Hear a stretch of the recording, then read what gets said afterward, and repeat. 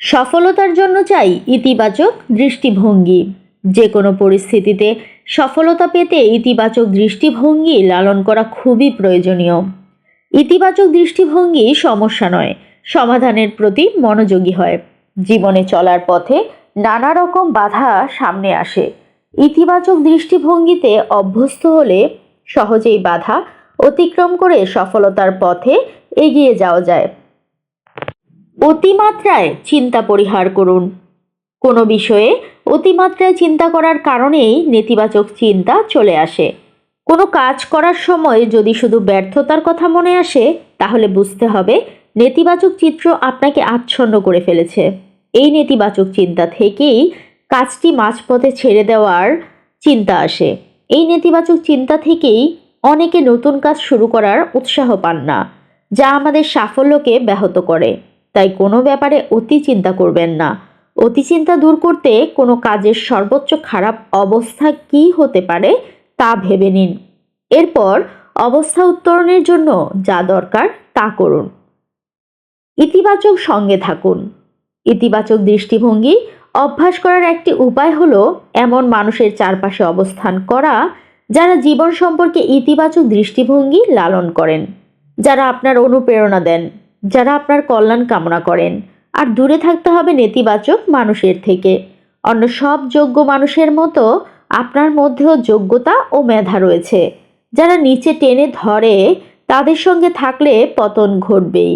জীবনের পরিসর অনেক ছোট, কাজেই এসব নেতিবাচক মানুষের চারপাশ থেকে সময় নষ্ট করবেন না।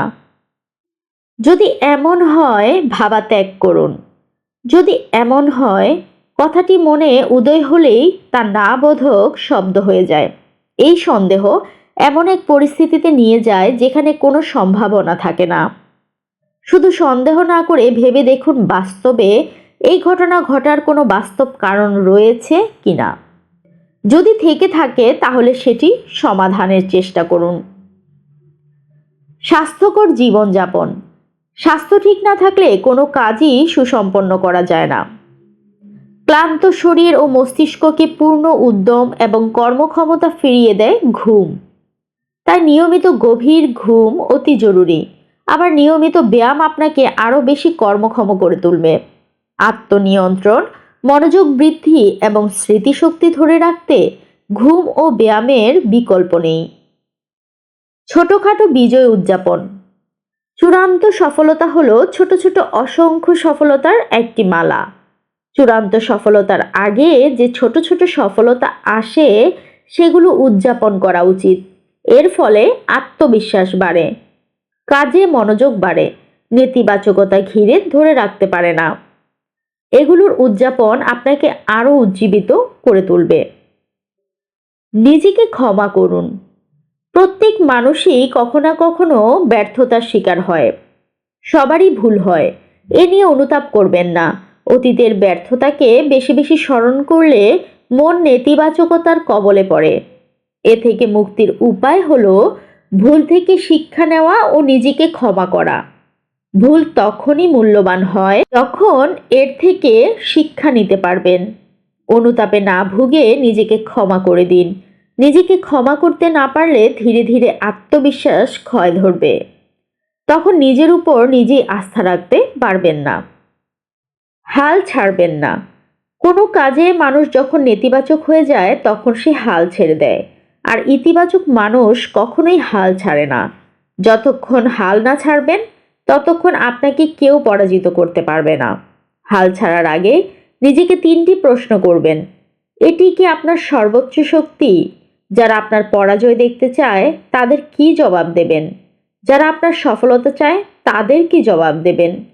নিজেকে 3টি প্রশ্নের মুখোমুখি করলেই দেখবেন কাজটি করার অনুপ্রেরণা পাচ্ছেন। নিখুঁত কাজ আশা করবেন না। কোনো কাজই নিখুঁত নয়। প্রকৃতিগতভাবেই কোনো কিছুই নিখুঁত নয়।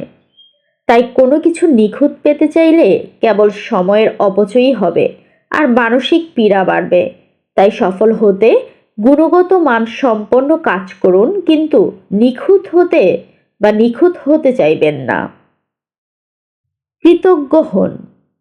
যা নেই তা দিয়ে আপনি কিছুই অর্জন করতে পারবেন না। যা আছে আপনাকে তা নিয়েই লড়াই করতে হবে, সাফল্যের পথে এগিয়ে যেতে হবে। তাই যা আপনার আছে সেজন্য কৃতজ্ঞ হন, যা নেই তার জন্য আপনি তখন সংগ্রাম করতে পারবেন।